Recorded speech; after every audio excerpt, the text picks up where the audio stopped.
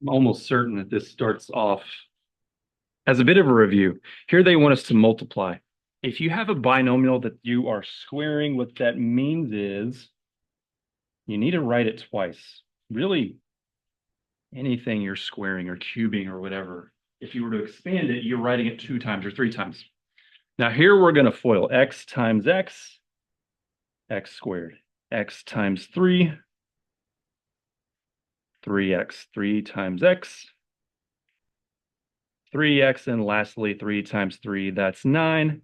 Then you combine your like terms, we get x squared plus 6x plus 9. And that's your final answer there. That's all we had to do. Example 2. We're not going to do 3 because that's foiling. That's still foiling. Example 2, though, this is what we were introduced to last class. I showed you how to set up 2 different equations in a way, and then you could solve it that way. To save ourselves a little bit of time, I'm not going to do that. I'm just going to go ahead and distribute the x throughout this second parenthesis. So x times x squared is x cubed. X times negative 4x is negative 4x squared. X times 16 is positive 16x. Now I have to do the exact same thing, except this time with the 4. And whenever I distribute it, I'm going to line it up underneath their respective columns. So here's what I mean. 4 times x squared, well, it's 4x squared. And I'm going to write it underneath the other x squared term. 4 times negative 4x is negative 16x. And then 4 times 16, that's positive 64.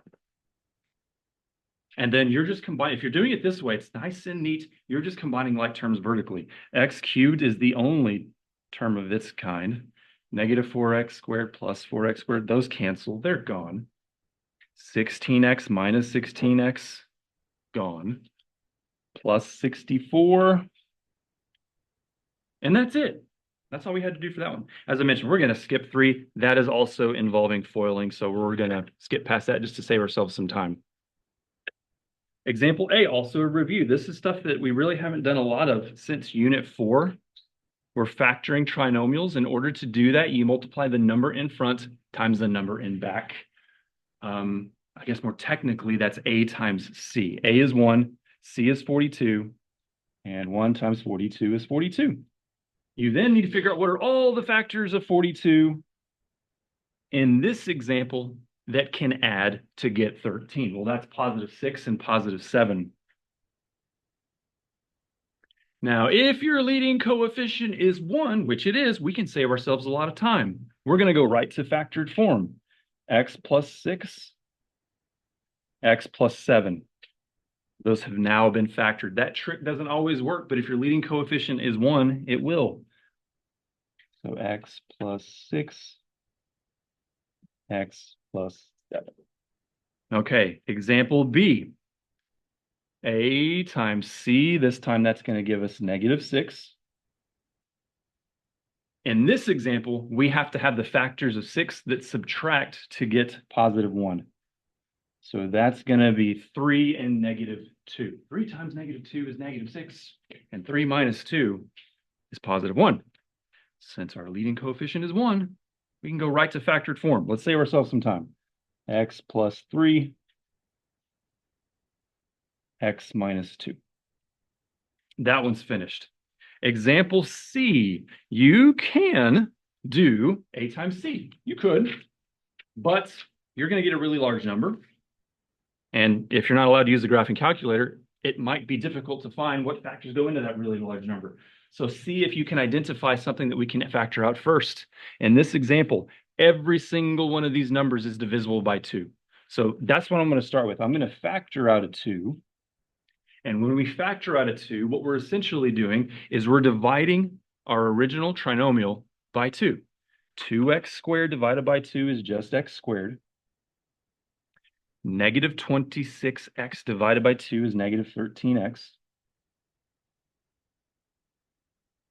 And 84 divided by 2 is 42. Now we're left with this trinomial in the parentheses that can still be factored, except it's much easier now. Number in front times number in back. It looks like we need the factors of positive 42 that are also going to give us negative 13. That's going to be negative 6 and negative 7. Negative 6 times negative 7 is positive 42. And negative 6 plus negative 7 is negative 13. Our leading coefficient is now 1, so we can go right to factored form. X minus 6, x minus 7. Just don't forget, we originally factored out a 2. So you have to put that 2 in front of all your parentheses, and that's your final answer for example C. 2x minus 6, x minus 7. Let's see. Example E, this one here, looks like we can factor out a 4 and an x, open parentheses. And if you divide our original binomial by 4x, that's going to leave you with x minus 1. That one's factored.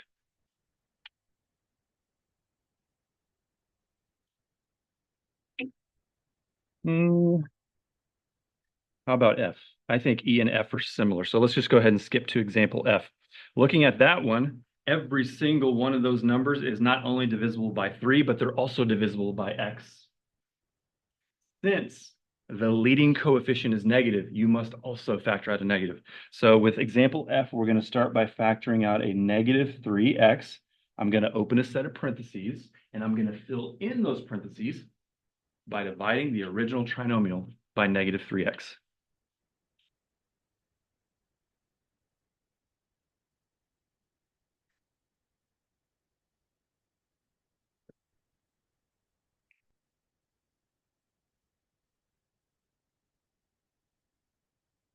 Now we're left with a trinomial where the leading coefficient is 1. 1 times negative 12 is negative 12.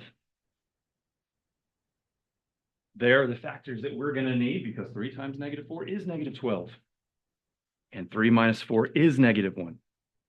Okay, let's save ourselves some time. Our leading coefficient is 1.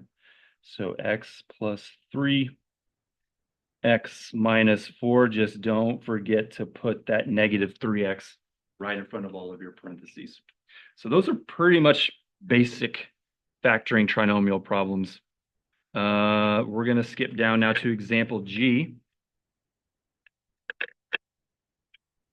Okay, this one, notice our leading coefficient is not 1. Also, there's nothing that we can factor out to begin with. So we're going to have to multiply A times C. 3 times negative 5, that's negative 15. And it looks like these are the factors that we're going to need here. Negative 1 times 15 is negative 15. And negative 1 plus 15 is 14. The trick will not work anymore. It's not x minus 1, x plus 15. Our leading coefficient is now 3. We have to create a grouping problem. So we're going to start by writing whatever this term is. Let's start by writing 3x squared. And next, we're going to start writing our factors, and we're going to give them an x, and it does not matter what order you put them in. I'm going to do plus 15x. And then I'm going to put minus 1x. And then we want to end with this term here, minus 5. Once again, it doesn't matter which way you substitute these. As long as you're doing your math correctly, we're still going to get the exact same answer. All right, so here we have group 1, group 2. Out of group 1, we can factor out 3x. And if we divide group 1 by 3x, that's going to leave us with x plus 5. Out of group 2, when it looks like there's nothing you can factor out, you can always factor out a 1. And that's what we're going to have to do here.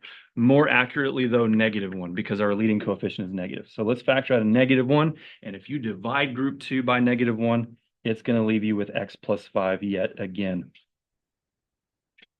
Okay, so we're pretty much done. Our factors are going to consist of 2 sets of parentheses. One of them is 3x minus 1, these outside terms, and the other one is x plus 5, the set of matching parentheses. So that's your final answer, 3x minus 1, and then x plus 5. Hey, if it tells you to factor and you can't, do you remember what your answer is? It's prime. You might see that on your Delta Math today. If you have to factor, if they say factor, and you can't, the answer's prime. If they tell you to solve, and you can't factor, well, then you can use the quadratic equation. But I'm almost certain we're not doing any of that today. The last one that we're going to do on page 1, because we're pretty much repeating from here, let's take a look at example K. Anytime you have 4 terms, which we do here, you're almost always factoring by grouping. And we've already done this in the previous example. There's group 1, there's group 2. Out of group 1, you can factor out an x.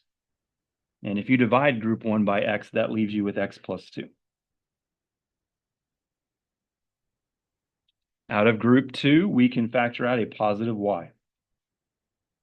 And if you divide group 2 by positive y, that leaves you with x plus 2. Our final answer is going to consist of 2 sets of parentheses. One of them is going to be x plus y, and the other one, x plus 2. Go ahead and take your paper and flip over to side 2, please.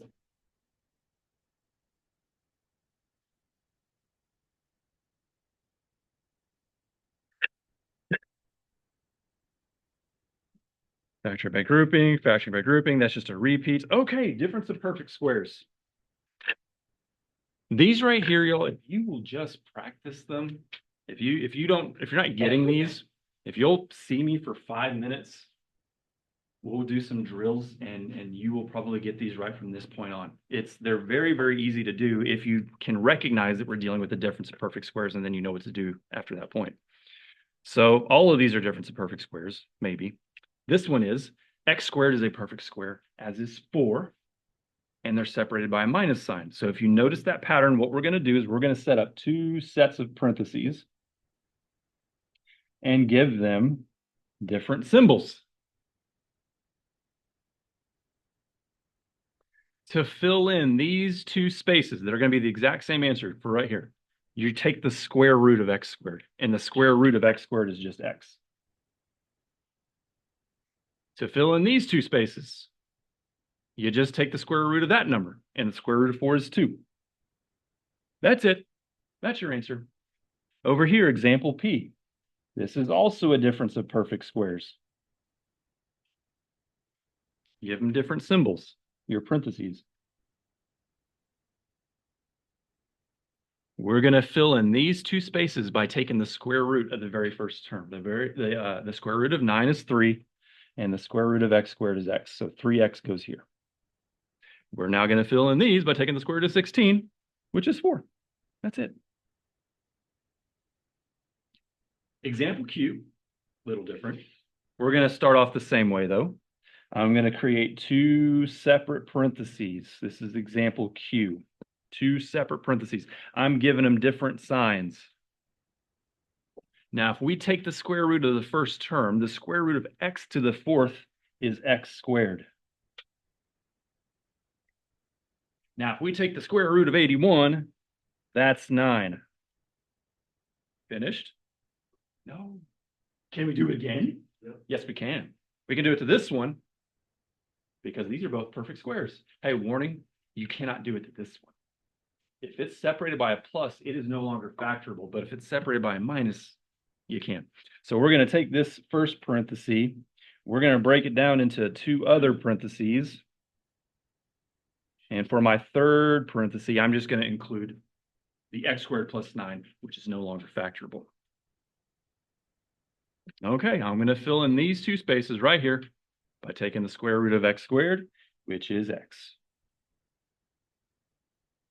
I'm now going to fill in these 2 spaces by taking the square root of 9, which is 3. And now we have fully factored. That one's done. Look at example R. 4x squared is a perfect square. So is y squared. Perfect square. Can we factor it? No. It's separated by a plus, not a minus. Had it been separated by a minus, then we could, but it's not. Example S is pretty similar to example Q. Example T is a little different. So let's take a look at example T. We're going to start off in the same manner that we have two sets of parentheses, give them different signs.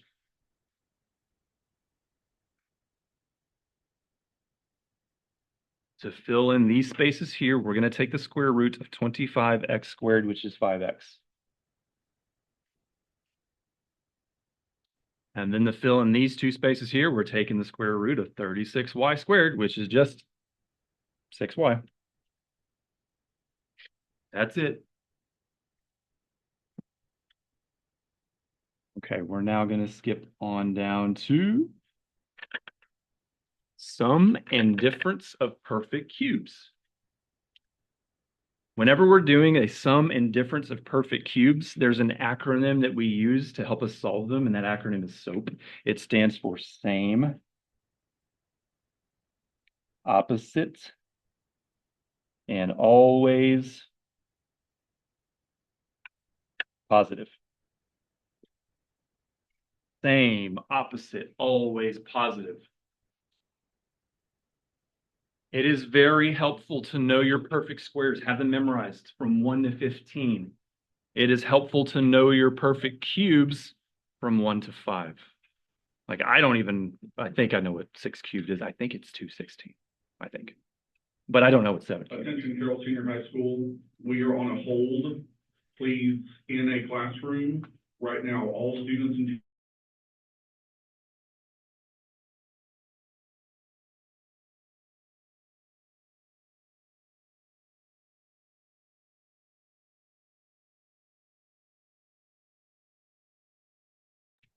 Here's another something that you need to remember.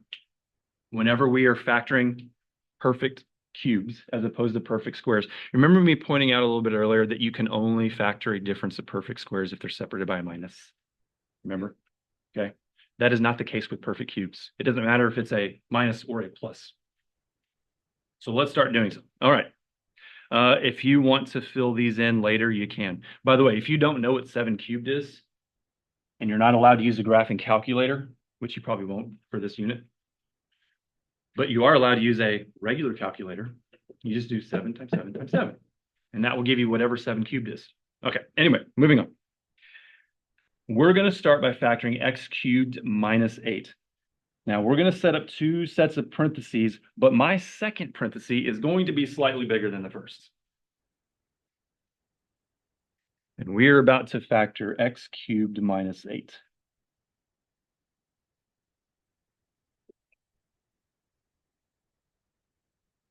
Now, before you start worrying about how we even fill in these parentheses, this is where the acronym SOAP comes into play.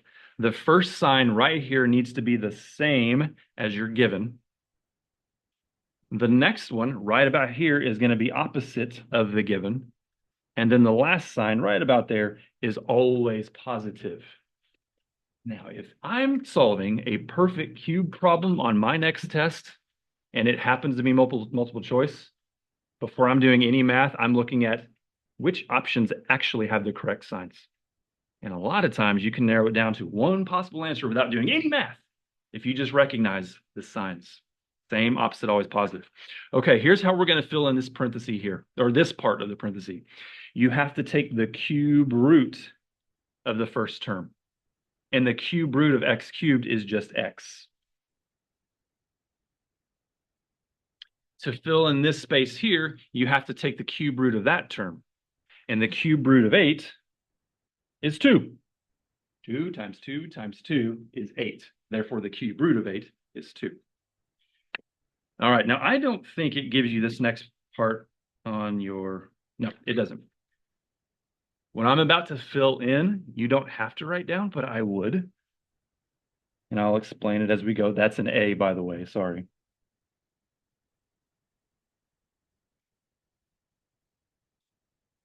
Part A, part B, A squared, A times B, and then B squared.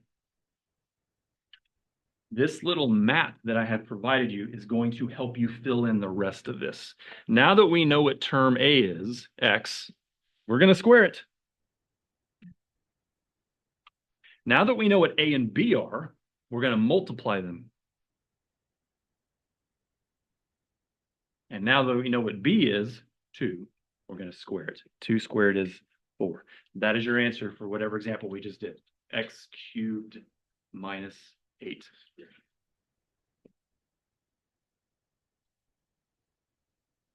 Okay, how about end with example X, and then I'll let you get started on your delta math. You can practice some of these on your own. So I'm going to set up 2 separate parentheses, make the second one slightly larger.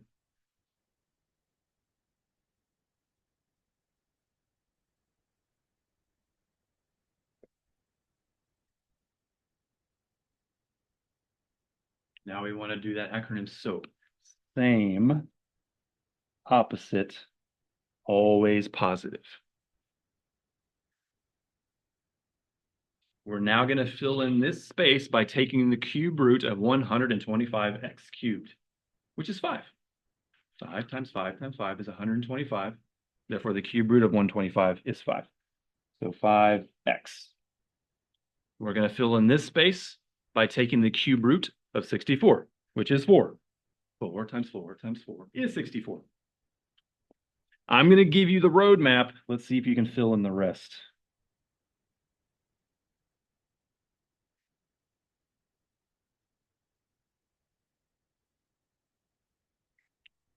Give you about 20 seconds, then I'll give you the answers.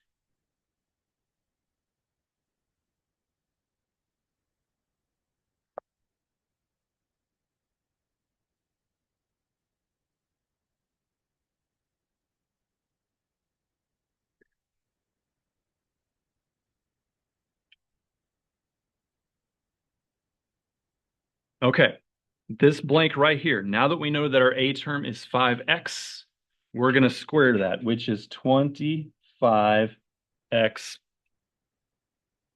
squared. Good. A lot of students forget to square the x. Now that we know what our A and B term are, we're going to multiply them. 5x times 4, 20x. And then lastly, now that we know what our B term is, 4, we're going to square it to get 16. That's our notes for today. Submit your notes on my Canvas page. Get started on Delta Math. If you need any help, let me know.